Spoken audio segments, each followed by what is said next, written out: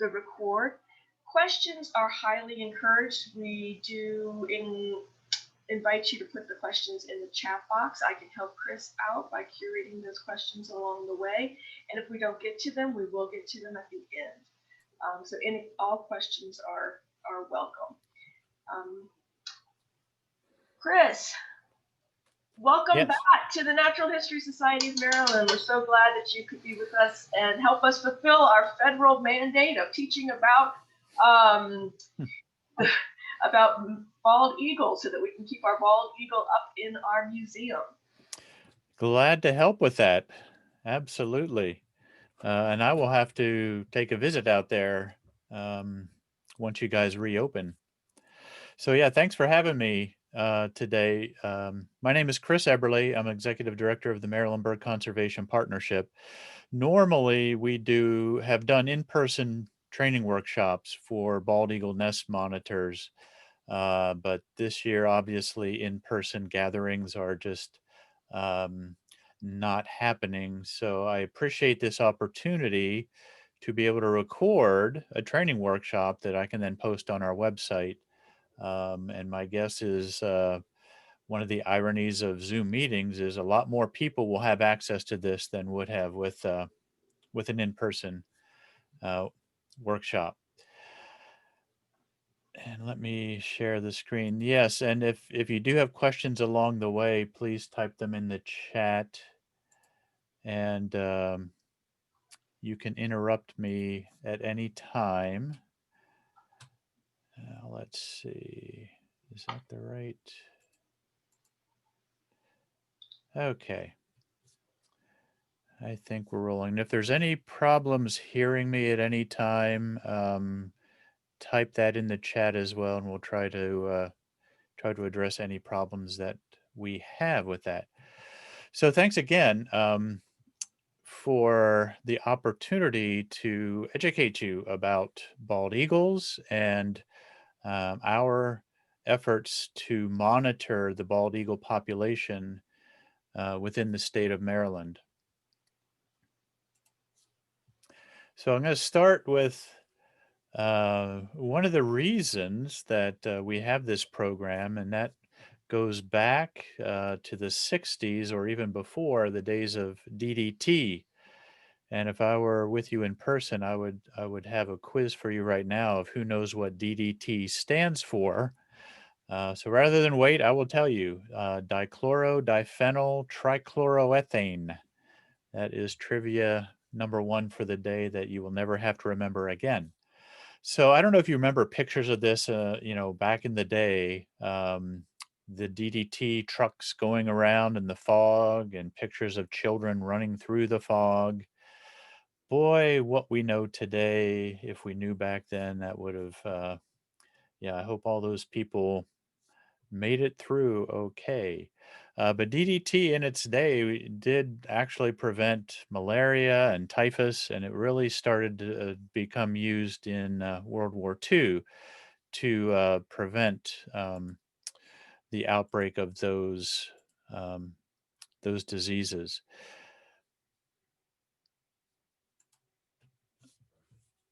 And so back in the 30s, we had somewhere between 600 to 800 breeding pairs of bald eagles in the greater Chesapeake Bay area. The 40s, DDT came around. Peak usage in 1959, nearly 80 million pounds of DDT applied. And the impacts on eagles, as well as ospreys, pelicans, peregrine falcons, was rather severe. By the 1970s, there were only 60 breeding pairs of bald eagles found on the bay. And I think most of those actually were on the Maryland side. I think we got down to 44 breeding pairs was the low in Maryland. So 1972, after Rachel Carson sounded the warning bells with her book Silent Spring 10 years prior, but 1972, DDT was banned for agricultural use in the U.S. We still continue to produce it and sell it to people outside the US, but we banned it. And the good news is, nature is very resilient, and nature can recover in amazing ways if we just let her do what she needs to do. And by 2001, we were back up to 646 breeding pairs in the Bay. By 2016, 2000, and today, 2020, there are an estimated 3,100 breeding pairs of bald eagles in the greater Chesapeake Bay, and probably at least 1,400 of those are in Maryland. So we have come a long way and in a good direction with that. One of the ways that eagle populations were surveyed was during winter aerial surveys. Eagles have a tendency to gather in communal groups and communal roosts. And so these winter surveys were one of the primary ways that we could estimate uh, the number of eagles in the Chesapeake area. So federal protections were established for eagles both under the Endangered Species Act and also the Bald and Golden Eagle Protection Act. And those provided some significant protections for eagles in that it prevented harassment or take of these eagles. The eagle nests actually are also protected. Um, Now, one thing to note is that in the Chesapeake Bay, more than 80% of bald eagle nests are on private lands, on private properties. So one thing that we always stress, and this is not just for bald eagles, but anytime you're out birding or doing any kind of research, you have to be respectful of landowners and their property. Fortunately, we're not in Texas. I lived there for about a year and a half, and I think their motto is "shoot first, ask questions later." So we fortunately don't have that kind of mentality here, but we need to be respectful of private property and landowners. So nesting habitat, historically, eagles nested in trees, and this is a very large nest. Nests can get up to 12 feet tall and 6 to 7 feet wide if they're around for 20 or more years, which sometimes they can be if the tree remains healthy and strong enough. A nest like this will easily weigh more than 1 ton. I think the largest nest ever recorded, and I think it was after it fell that they were able to weigh it, was actually close to 2 tons, which is just unbelievable. But nesting habitat with the tremendous growth in eagle populations, nesting habitat has kind of shifted. These birds need places to nest, and they're kind of running out of available habitat in some areas because the density is so high that there aren't enough trees that give enough space between nests. So we're starting to see more and more nests on communication towers, like shown here. And I know we have a number of them that are documented on these cell towers or other communication towers.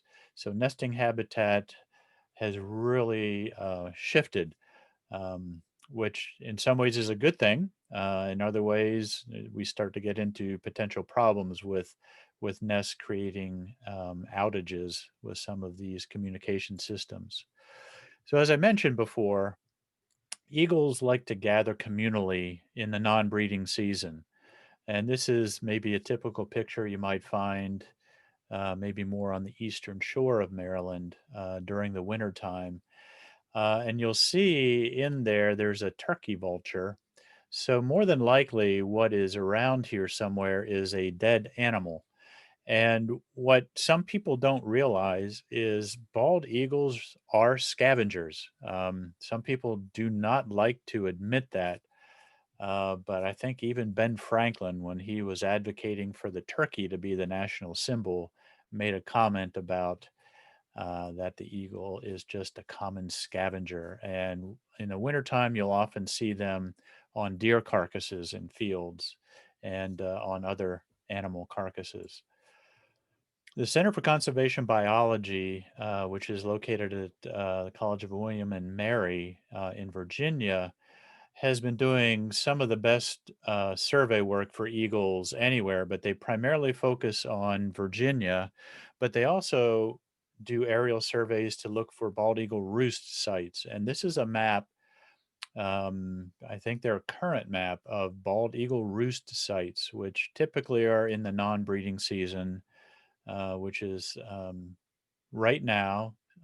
Although some of the eagles are starting to get into breeding activity, courtship, rebuilding or maintaining their nest. But as you might imagine, um, eagles pretty much favor eating fish. And so a lot of the roost, and as we'll see in a second here, nests are very close to waterways that support good fish populations. And you can see the upper end of the Chesapeake and then going up the Susquehanna River. That is a huge area for eagles this time of year. Um, Conowingo Dam was mentioned, which is right up the Susquehanna River, just below the Pennsylvania line. I was up there a few weeks ago thinking I might just take a look and see what the Eagles are doing there. I, I knew a lot of people went there, but I was surprised when I got there.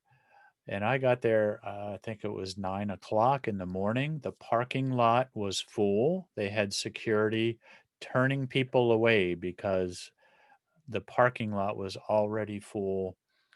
I was able to get in at one point and just, if I could have added up the value of all the equipment, spotting scopes, cameras with lenses that are just huge and very long, it would have been interesting to tally up how much monetary value there was in all that equipment. I'm sure it was in the hundreds of thousands of dollars, perhaps more, because there were hundred, more than 100 people there. It was just amazing. And if you ever want to see a good concentration of eagles in the wintertime, Conowingo Dam is probably the best place to go. Center for Conservation Biology does these aerial surveys also during the nesting season, and they feel that they pretty much have every nest in Virginia mapped out. And you can see there are quite a few up along the Potomac River, the Rappahannock River, and all the major rivers and waterways. And you can see over here on the Delmarva side of it, they only map up to the Maryland line, but pretty good concentration along all that area. Now, in contrast, in Maryland, we really don't know where all the nests are. And this is one thing that I would like to really put out there as a plea, as a call to action, is we need to find where all the nests are in Maryland. There are an estimated at least 1,400 nests in Maryland, and we have fewer than 25% of those documented. And if you remember in that Virginia map, all the nests coming up along Chincoteague, and if you see the continuation, you would expect there would be a lot more going all the way up here, but we don't have all the nests. Eastern Shore, I know there are a lot more up here in Kent County. There are probably a lot more all over this area. So be on the lookout, especially this time of year when leaves are off the trees. It's a lot easier to see those big nests in the trees. And also just be aware of eagles landing on communication towers and look to see if there are any sticks there. The eagle was delisted. The bald eagle was delisted in 2007. So it is no longer afforded protection under the Endangered Species Act. but it is still protected under the Bald and Golden Eagle Protection Act. As part of the post delisting monitoring plan, the U.S. Fish and Wildlife Service has to monitor eagles for 20 years, and about every 5 years, they'll get around to the same area. So, what they do are these random aerial plots, or they'll do aerial surveys with random plots. And in March of 2018, so 2.5 years ago, they did Maryland. So these are 10 kilometer by 10 kilometer blocks, so 100 square kilometers in that. And that just to show where they did surveys and where they did not do surveys in Maryland. So everywhere they did not do surveys, it's up to us basically to document these nests. And when they do these surveys, they're only documenting the presence of eagles on a nest. So it's a presence absence. They are not doing anything to try to estimate the number of birds, and definitely not doing anything with productivity to find out how many young fledge in a nest. Hey, Chris, Yeah. quick, the last slide that you showed that there were some nests, there were different colors. What was that key? What were the different colors? Brooke was interested in learning. Yeah, so I'll show this a little later, but the orange or red, those are nests that are actually assigned to a nest monitor volunteer. Green are nests that we know of that are not assigned to anybody at this time.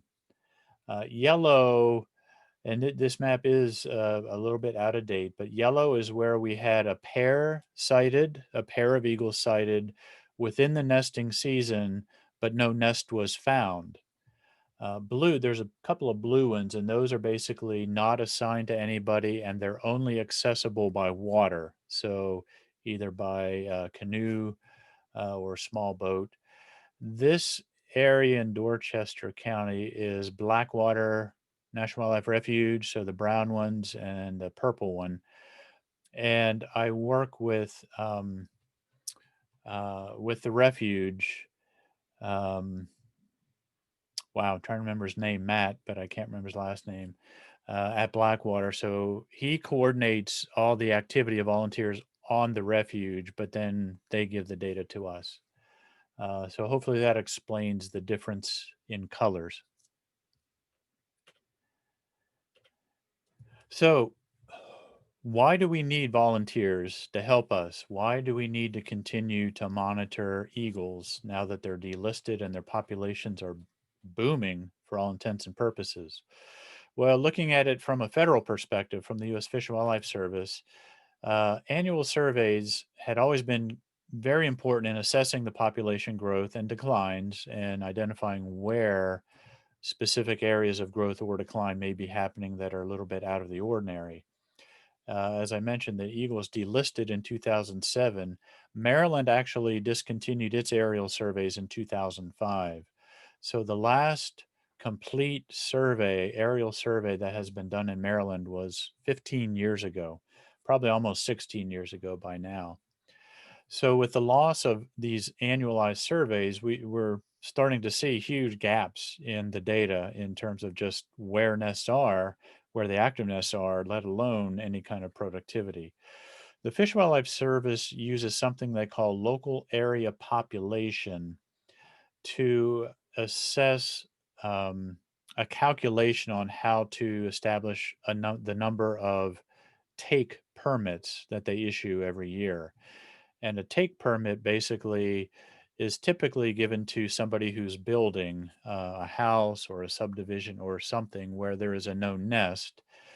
They can't directly disturb the nest, but if they qualify for and are given a take permit, an incidental take permit by the Fish and Wildlife Service, then they essentially are not liable if the eagles abandon that nest. There are not many of these take permits that are given out every year, but in large part, the number they do allow to authorized are based on what they call this local area population, which is a lot harder to determine now without their annual surveys. So that's one reason why what we're doing is very helpful to the Fish and Wildlife Service. From the perspective of the Maryland Bird Conservation Partnership, we're looking at it in several different ways. As we saw with DDT, something introduced into the environment that creates that trophic cascade effect, higher up the food chain you go, created these huge population drops. Um, Without any large scale surveys that were not, well, they weren't doing any of those before DDT. So we really didn't have a strong estimate, a really good estimate of the population size before DDT started creating these declines. We didn't really have much in terms of what was the productivity, like how many young per nest were being fledged every year, and just success and failure rate of nests. So what we want to do is sort of get this baseline established, an ongoing analysis every year, so we kind of see what's happening year to year. Helps us better estimate the overall population size.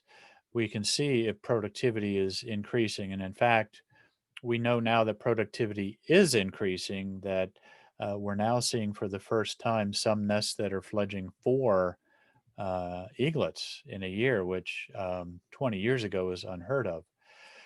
And there are still threats that exist today. And if we have this data that we're collecting on productivity all over the state, if there's something that happens in one specific spot, we will be able to find that quicker because we're doing these surveys. So, some of the things that are really still prevalent and causing problems, in particular carbofuran, which was banned in the mid 1990s in a granular form, and the liquid form was banned for use on food crops in 2009. Um, it is a very acute poison for vertebrates. And what we've had happen over on the eastern shores, I think no fewer than 35 eagles now in about the last 5 years have died from secondary poisoning of carbofuran. And secondary poisoning happens when the eagle will feed on a carcass that was killed directly by the poisoning. And these carcasses have been things like raccoons or foxes. And some of that is traced to some of these hunting preserves, I guess they're called, that the people think they'll put this out to take care of any potential predators for the waterfowl that they're raising that people pay money to hunt. So carbofuran, it's illegal, it's banned, but it's still out there in the environment. There is some progress legislatively to close a loophole with that. So hopefully in the next year or two, that threat should be diminished. Lead shot is another thing that is very pervasive once it enters the environment. Lead tackle, fishing tackle, creates problems in water systems, and I found this image that I found very enlightening to help me understand what happens to a lead bullet when it hits, say, a deer carcass. Now, this is ballistic gelatin, which these ballistic gelatin packs are designed to be about the same density as like a deer. When a non-lead shot enters, it just goes straight through. And you can see two examples. When a lead shot hits an animal, it literally breaks into many, many, many fragments, and those persist. So if a hunter gets a deer and they leave the gut pile out there, eagles will start to feed on it. Chances are very good that there would be lead fragments still in that. Lead is not good for any animals, including humans. So to advocate for um, banning lead shot in any kind of hunting, I think would be a good thing. Collisions due to electrical infrastructure, so transmission lines cause a problem. There are deflectors with reflective devices on them that help make these things a little more visible. A lot of these collisions with electrical lines or transmission lines occur at dusk when the lighting is starting to get low as birds are going back to their roost or their nest. Um, but that is another factor that we need to pay attention to and try to mitigate as much as possible. So, this is where we need your help to help us identify nests and collect data on what is happening within these nests. Um, we are now calling this community science. Citizen science has been and is still used, but we're sort of transitioning to community science. Um, so, our community scientists, which would be you as a volunteer, there are several things that you need to have an understanding of and good knowledge about. First of all, basic understanding of bald eagle nesting behaviors. Um, what are your roles and responsibilities if you become a nest monitor? And one of the most important things is how to report the data to us that you are observing in the field. And generally, timeline for nesting eagles, the nesting season for the most part runs from November to June, maybe even into July. So, right about now, we are seeing eagles starting this whole nesting cycle, showing courtship behaviors. They're fixing up an old nest, which they will reuse year after year. Um, Around February to March is most of the egg laying, the incubation, and the eggs starting to hatch. And then April and June, they're rearing their young. And by June or July, the young generally have fledged a nest. Um, those are the three monitoring periods that we like our volunteers to get data for. So at least one time during each of those monitoring periods, although the most important one really is how many young have fledged the nest. But we like to get as much data as possible. So some of the behaviors you might see throughout this whole nesting cycle, um, you'll see eagles carrying sticks to do maintenance on a previously used nest. They'll be starting to build new nests now, too. You'll see this courtship behavior. Looks like they're almost fighting, but occasionally they'll lock the talons and just go into a, a free fall. That's all part of the courtship. Um, you'll see them sitting in a tree together and grooming or just different activities as part of bonding. And then as the season progresses, the eggs, you'll see that the young hatching, adult eagles carrying food, usually fish back to the nest, and then young getting ready to fledge and finally fledging. The start of bonding is really when the birds just start to spend time together and paying attention to each other as opposed to just being out there as you see them communally. They'll just be a lot of birds together, but when they start to then get to their nest, then the bonding has begun. Then mating will occur near the nest. So basically that means that this pair has claimed this nest and they're intending to raise young in that nest. There are different ways than to determine the status of a nest. And, unfortunately, most eagle nests that you're going to come across, you're not looking down like this. Craig Copey from the U.S. Fish and Wildlife Service took this picture with a pretty long lens out of a helicopter when they were doing some surveys. Pretty good photography skills. So you're typically not going to be looking down at a nest, but rather up at the nest. So what you need to do is be able to kind of see um, relative position. So a relatively flat body position, um, and then the bird having taking long naps, followed by standing, stretching, and then bending down. They'll be rotating the egg. So that's kind of an indication that there's egg laying that's happened, and they're incubating at that time.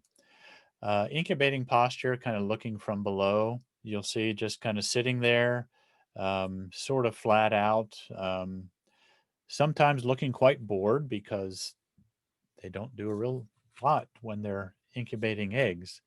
But if there's not a lot of activity, the bird's just sitting tight like that, then you can have it's a pretty good indication that incubation is happening. When eggs start to hatch, uh, eagles go through a very interesting behavior. It's almost like they're the proud parents. They kind of look down like, "Ooh, look at that. Look what we did." So they're standing over the hatchlings. They start to brood, um, tuck grasses around, and do maintenance and keep the eaglets warm. But it's that as soon as an egg hatches, just to watch that behavior of them standing over is a really fun thing to see. At about 5 to 7 days, the beautiful young eaglet will look like this. Seems like one of those cards you'll see coming from the Nature Conservancy about baby birds. As the birds get a little bit older and start to get into several weeks old age, the amount of food brought in by the male typically will start to increase. Then you'll see one of the adults bending down, and if you can see it, they're tearing into the flesh of the fish, and then they'll lean down with the beak down to feed the chick. So as all you might see is like a tearing motion, and then the head going down. That's a very good sign that they're feeding young. And then after a number of weeks, the birds will be ready to fledge. And by that time, you can see they kind of crowd the nest out, and um, it's frequent that the adults will no longer be roosting in that nest because the young have gotten so big that there's just no room for that. And then around 12 weeks or so, they will actually fledge. And interestingly, eastern kingbird um, seems to be the one species that's bothered more by raptors than just about any other species of bird. So it's not uncommon to see a recently fledged young being escorted by by an eastern kingbird. So looking at how the plumage changes over time, you can see at about 7 weeks, they're just little scraggly, scrawny things.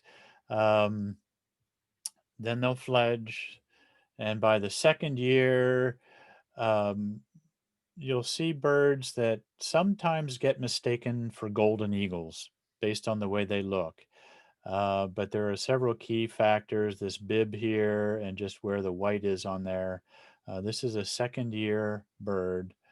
By the third year, they're starting to get this white in the head. There's still a little bit of white on the back feathers.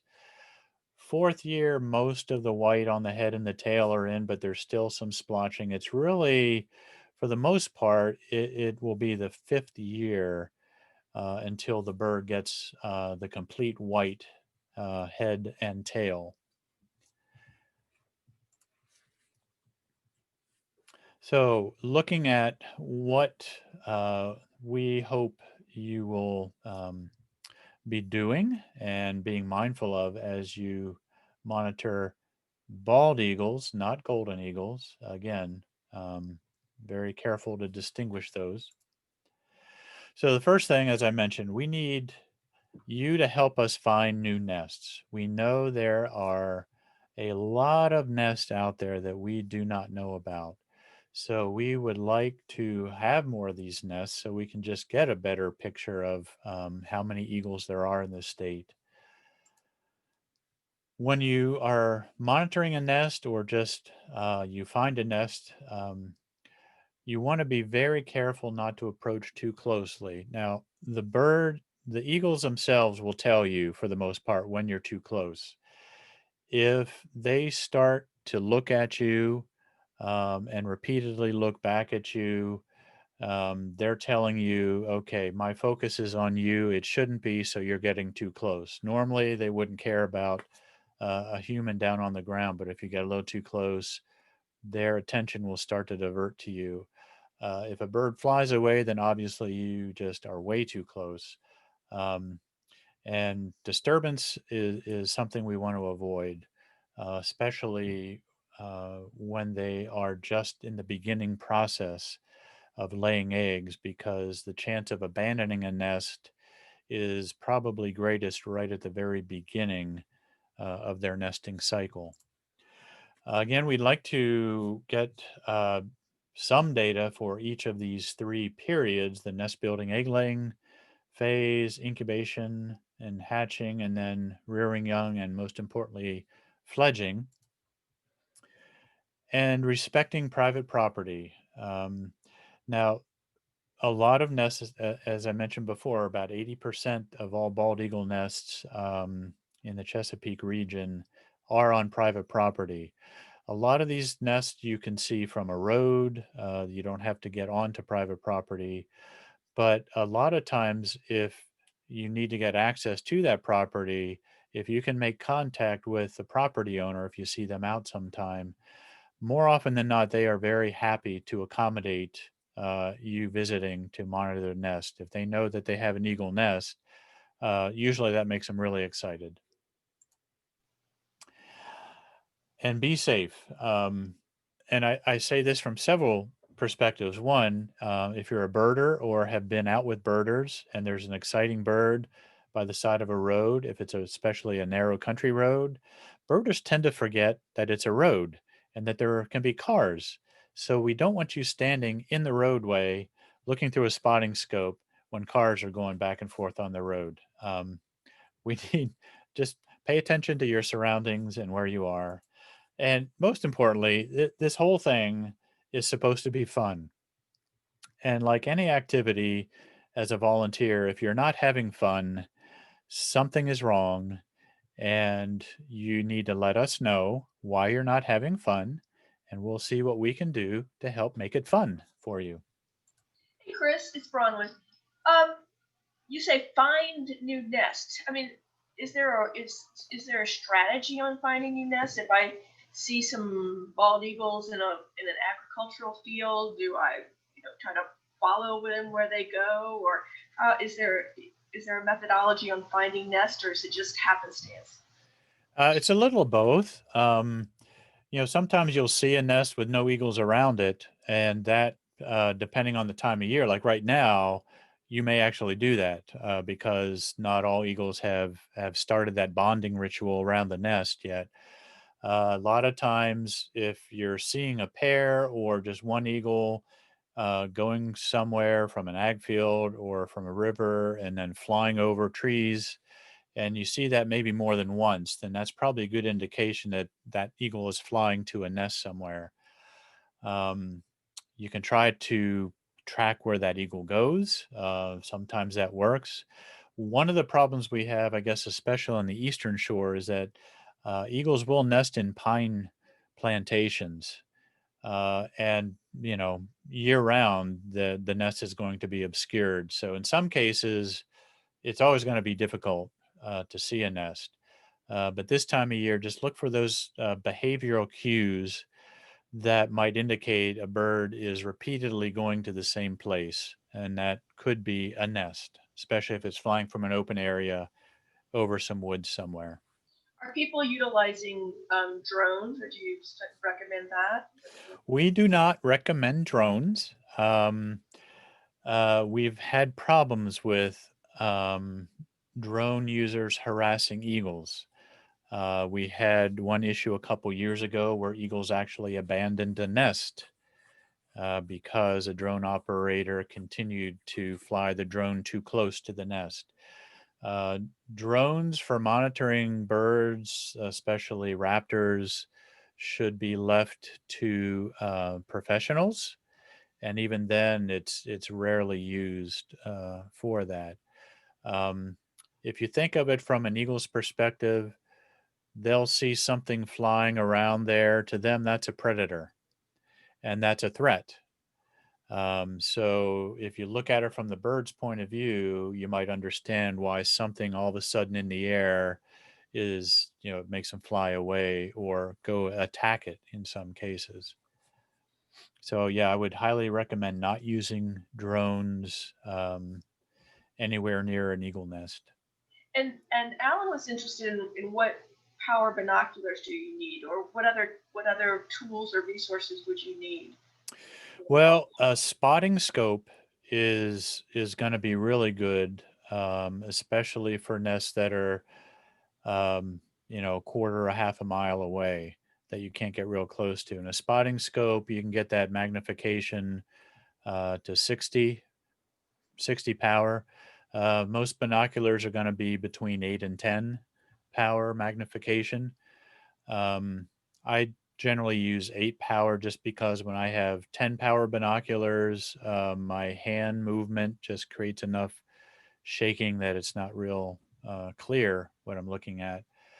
But generally, 8 power, 10 power binoculars will work really well, and you can stabilize them against your car or a tree. But a spotting scope in a lot of cases will get you really close, so to speak, to the eagle, and you can see some of the behaviors a lot better. And then, kind of going on the same bent is when you see eagles, and Alan says he's seen some eagles in Lake Roland area, Okay. but he hasn't. He sees the eagles there, but he doesn't see any nests. So again, where when you see an eagle, is there a nest nearby, or is it how far do they fly away from their nest and go back? Well, once they're on the nest and they're in that nesting cycle with eggs starting to be laid, um, generally they won't go much more than a mile from the nest for food to forage.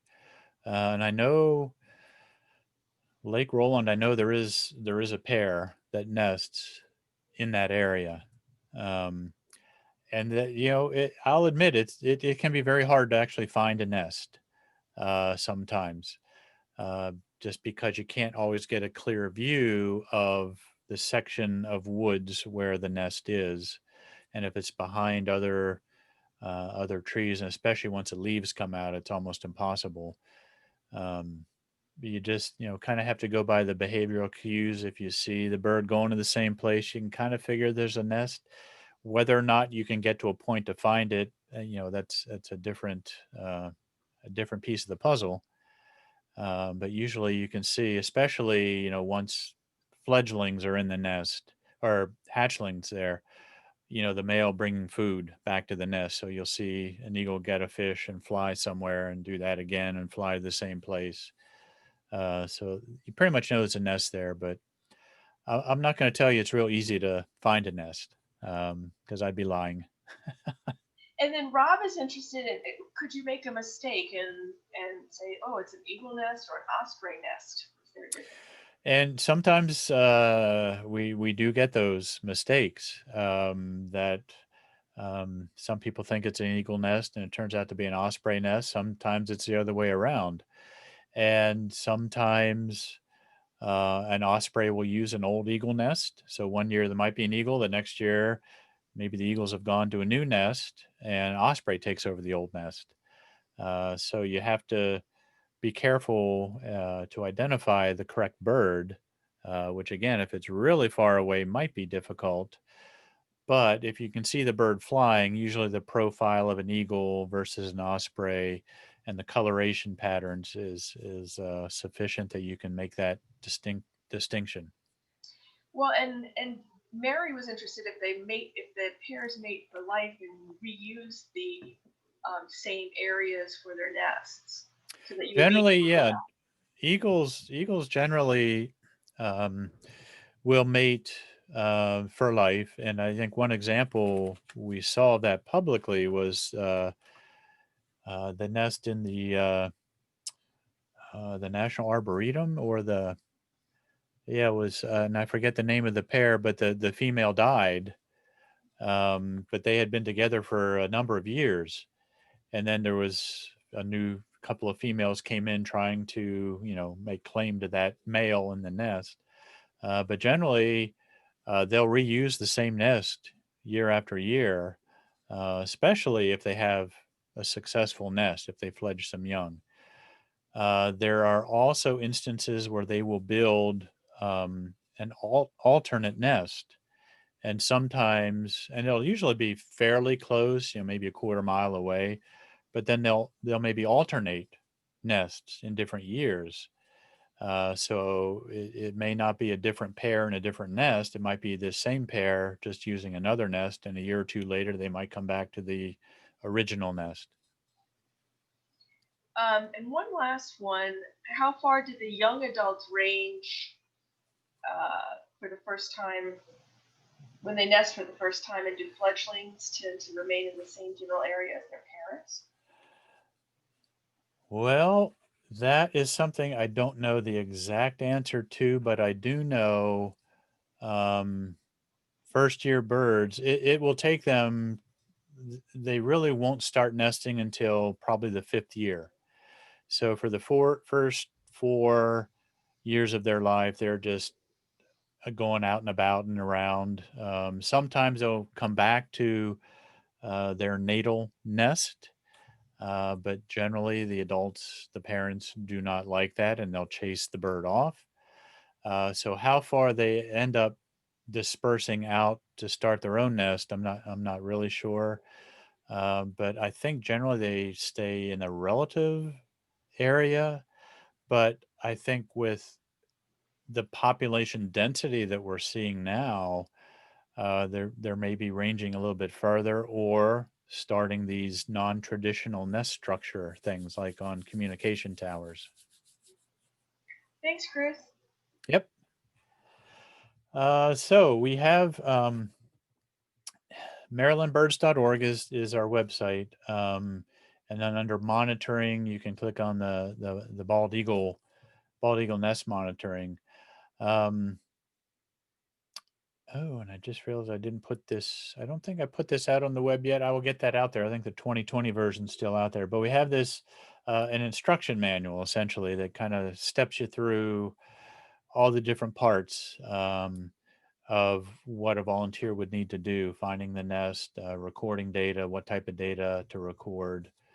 Um, so, in terms of the process, if you are interested in becoming a volunteer with the Bald Eagle Nest Monitoring Program, uh, probably want to take a look at this document, which I will put out there as soon as this webinar is done.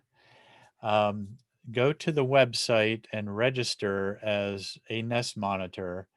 At that point, we will send an invitation to you to create a NestStory account. NestStory is the system we use for data entry. So we'll send you an invitation email that you create your own account. Um, Find a nest to monitor. One of the problems we've had the last few years is we have more monitors than we do nests available. So we have a number of monitors that still do not have an active nest to monitor, and we want to really remedy that situation if at all possible. To register, um, Chris, are, yes, is this only for Maryland? Because we have a couple of folks that are from different places, and one person's from Virginia. Well, yeah, in Virginia, Center for Conservation Biology essentially does the bald eagle monitoring.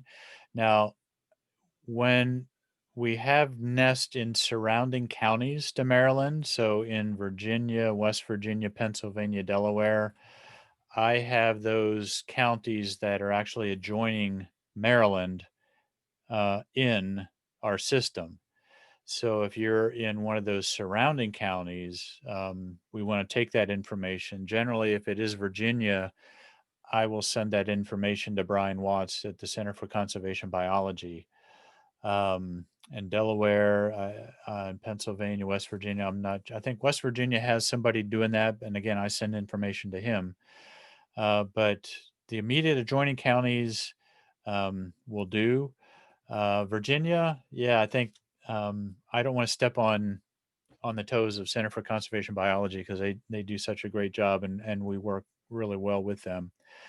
If there are other areas in some of these states, get in touch with me.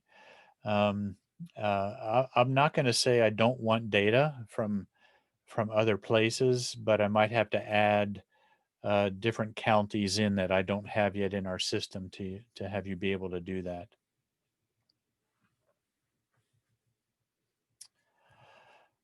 So on this is what it would look like when you go on the website under the bald eagle nest monitoring page. Um, there's resources for the public. There's a tab there a link there to click to register, and then that'll take you to this page. Basically, just giving us your contact information. We do not do anything with this information other than use it for our own purposes. So we don't give it to anybody else. We, don't get the email, phone numbers, addresses, anything to anybody else. It's just for us to be able to contact you. And then I do have the county there. So if you're not in Maryland, there are some adjoining counties. But again, get in touch with me if you're not in one of the adjoining counties to Maryland and you're out of state. We've got um, a thing. Whoops. Let me go back. So we have this mentor preference. What we're trying to do, because some people may not be comfortable just going out on their own right from the start, is we have this mentor preference where you can indicate whether you want to be a mentor to somebody new or if you would like to have someone mentor you. So we try to connect people in areas that are not too far from each other, that somebody can actually show you what it's like to go out, monitor a nest, record the data. There are a few questions there at the end that there is a document, Bald Eagles in Maryland fact sheet. Just look at that. We basically just want to make sure. Well, it's sort of that whole thing about are you a robot or not? We just want to make sure you're a real person, that you really do have an interest in this. The questions are pretty straightforward and easy. Um, as I said, once we get your request, we'll send you this invitation to join NestStory. The email will have this link that's unique to you. Click on that, and then you can get logged in. Since we are at 2:30, I am not going to go through. Well, I have some videos coming up. I think we'll just skip those. But once you're in NestStory, this help session or this help tab, there's a help center um, that has a lot of good video tutorials, and there are 4 basic video tutorials that will be also available on the training page of the bald eagle nest monitoring section. These are really, really helpful in helping you understand what NestStory is, how it works. Um, and then there's that help tab there. And so there's an overview. looking at what you do, you're going out in the field, the steps you do when you go out in the field, actually record a nest, and then going back and entering data after the fact. These are really good video tutorials that are always available for you to use. There's a glossary. So if you are having trouble understanding, well, what is brooding? When would I enter brooding? You can look in this glossary to see exactly what we're looking for with different behavior types. And once we have all these new nests that you're going to find, we'll have those available, and you can request a specific unassigned nest, those ones that were showing up in green or blue. So it would be over there. Once you get registered, we give you a password which gets you into these other areas. Um, and one of those being requesting an unassigned nest. That shows initially this nest. If you click on this button here, it expands it to a new window and a full page that you can look at all these nests. So if you see a particular one, say around here, you can find out, okay, this is nest ID AA038, and the first two characters are the county. So this is Anne Arundel, and this is nest number 38. So once you get that identification, you go to this part of the request unassigned nest, you enter your user, select down your username, and then select the nest ID and submit. And I do just want to emphasize that this is not necessarily completely up to date yet. Um, I am a staff of one, and I rely on a few key volunteers to help keep a lot of these things up to date. We had a lapse in coverage of a data manager up until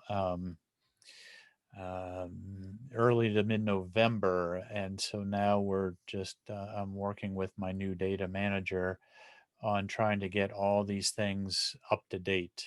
So just bear with us a little bit. You can always get in touch with us by email, and we'll get back and try to help with whatever else we need to help you with. So, reporting this data, again, using NestStory, just some key concepts with NestStory. It's a little confusing to some people because it introduces this thing called a mission. And it's just the way NestStory goes about collecting the data. There's a mission that you start, and then you have activities like checking the nests and doing the surveys, eventually getting the data, and then you just end these. So it's just a way of going about a process. And I think once you do one or two of them, you'll have no trouble. Um, there are some concepts also understand about the site. Within a site, there's a structure, then there's the pair, all this stuff. When finally get down to the nest, um, I won't go into any more detail on that. Those should hopefully start to make more sense to you once you go through some of these video tutorials. We do have a reporting data sheet that basically is just to help you in the field. If you want to collect this information, then when you get back to enter it. Uh, whoop. One piece we do have is this time spent. What I want to assure you is that we're not checking up on you to make sure you spend a minimum amount of time doing anything. This is the total of all this volunteer time is useful for us in providing match to grant proposals. Volunteer hours are assessed a dollar value, and there's an organization that does this every year, and I think it's currently about $23.76 per hour for this type of activity. So if we add up all the volunteer hours that you people would put in a season, we can multiply it by that dollar value, and that is a dollar amount of match that we can put towards a grant proposal. So your time is very important to us. we are not checking any individual people's time. It's just the summation of everybody's time. Chris, on that, this is Bronwyn again. Yeah. About on average, how much time does a volunteer spend if you commit to being a volunteer? Well, we have people that will check a nest 3 times a week. And if you want to do that, that's fine. As I said, we really only request that you visit once during each of those time periods. It'd be great to get a total number of eggs that were laid, a total number of hatchlings, and then a total number of fledglings, because those 3 values are about the most important. They will tell us the success failure rate and the productivity rates. That can be as little as an hour for each visit. So maybe 3 hours during the season. And I know there are some people that put in over 100 hours in a season. Some people, once they start, they get hooked and they just want to go back at least every week and just check the status because, quite honestly, you do start to become really interested in the story that's unfolding before you of the eggs and the hatchlings and just to see how the nest develops. So really it depends on your interest level. At a minimum, I'd say 3 to 5 hours during the season is what is the minimum. And beyond that, it's up to you. Any other questions on that? No, but well, Molly just wants to know, how can you tell how many eggs? If you want to know how many eggs are in the really high nest, or you just have to wait until they hatch, or how do Sometimes you the see inside only, of that nest to see how many eggs? yeah, and to be honest, counting the number of eggs is probably the most difficult um, measure because you're generally not going to be able to see in the nest. Um, so a lot of times it's when they start hatching, you'll start to see the little heads pop up. So if you can't get the number of eggs, you just put, I think it's a dash that you put in that you just don't know. And that's okay. Don't feel like you have to put a number in. Um, 0 data is good data. So if you can't see the eggs, don't guess. Wait till they're hatched and you start to see the heads. And really only put the data that you can confirm. So if one time you see 2 little heads popping up, the next time you go back, you only see 1, you'll just enter that 1. If you go back the next time and see 3, then you enter the 3. So whatever you see and whatever you don't see, it's okay. Okie dokie.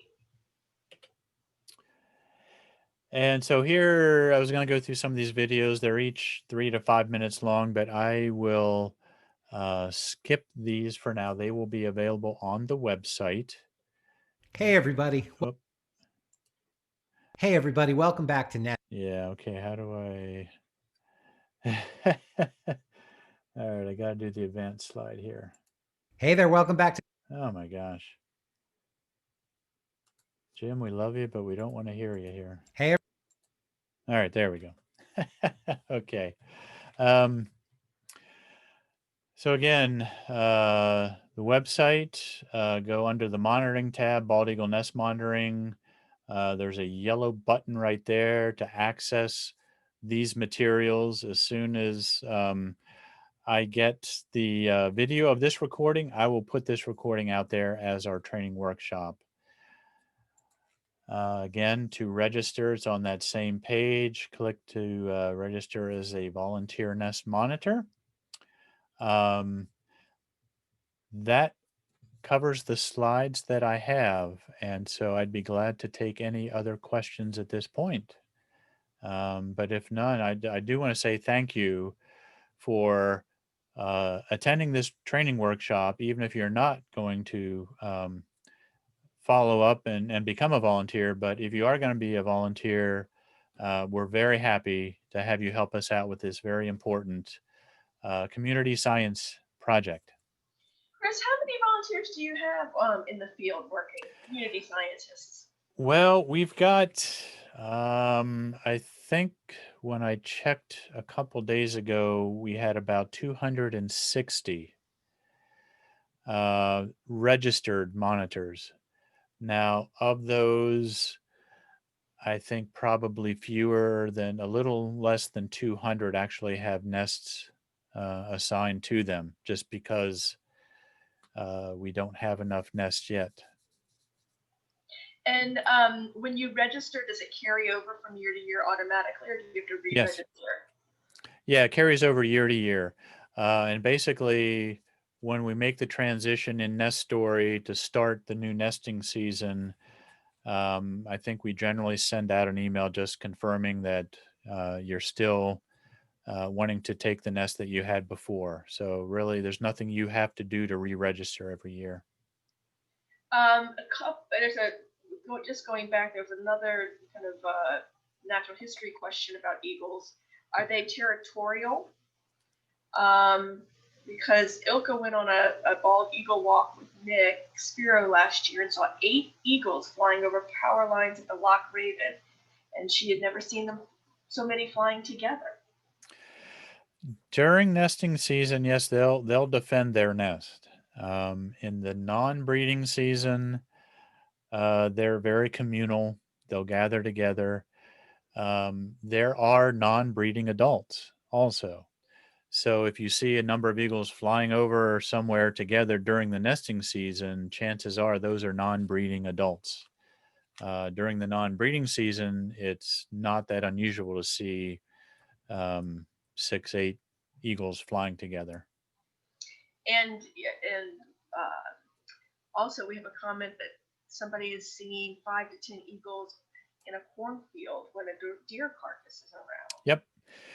That is actually pretty common in the non-breeding season in the winter.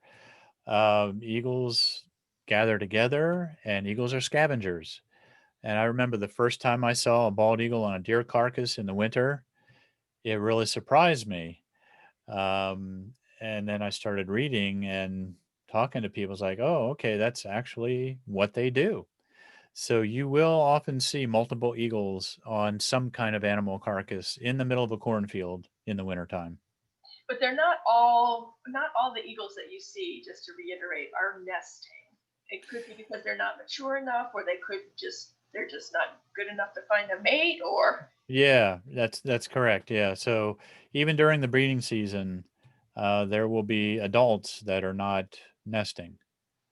So not all full adult eagles nest every year. anybody have any other questions? You got Chris here. If you have a burning bald eagle question, you have the expert.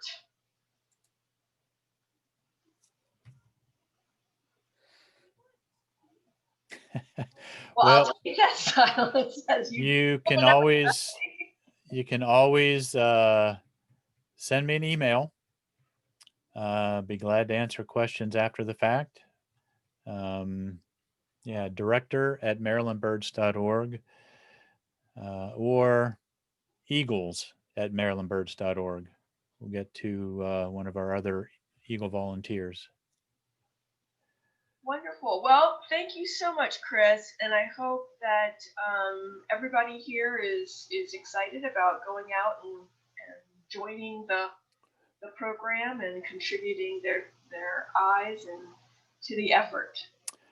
I hope so too. I hope this has given you some inspiration and an idea of the value of this program, and it really can be fun. Watching a pair of eagles raise some young is pretty exciting. And stay tuned for more. I'm going to have to change my name now. It's community science, not citizen science programs, where you can get involved in current scientific research and playing a role. So thank you, everybody. Stay safe, and I hope to see you online at one of our upcoming programs soon, and in person at some point in the future. Take care, everybody. Thanks, everyone. Thank you.